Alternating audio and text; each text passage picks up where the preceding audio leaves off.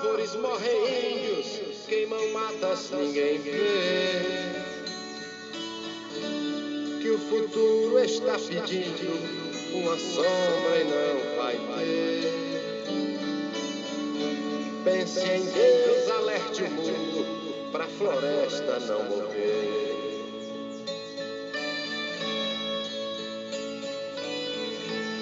Devastação é um monstro que a natureza atropela.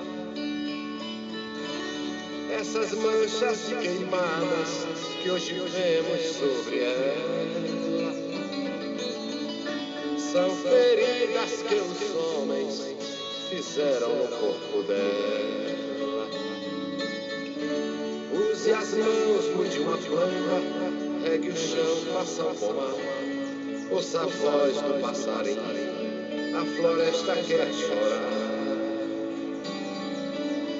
A natureza está pedindo pra ninguém assassinar.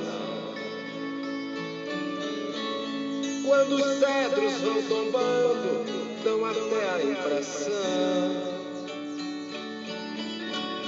que os estalos são gemidos, implorando compaixão.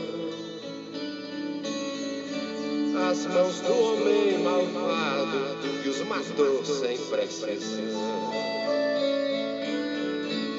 Mas quando Deus sente falta de um pau que já foi cortado, o homem talvez procure pôr a culpa no machado. E Deus vai perguntar: e por quem foi ele amolado?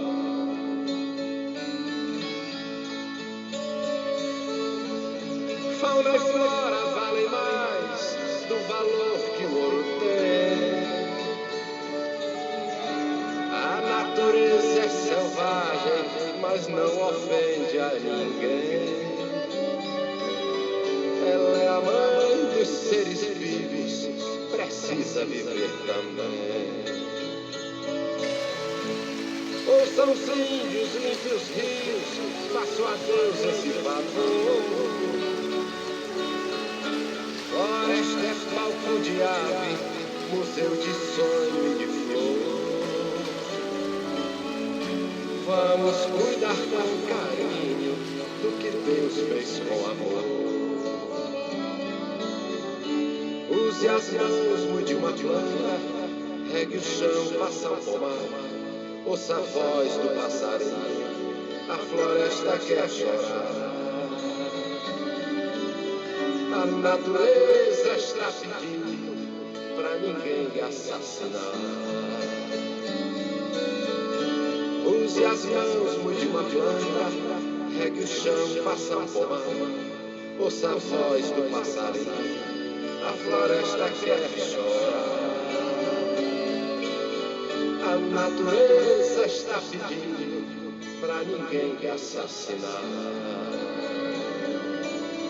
A natureza está pedindo pra ninguém assassinar.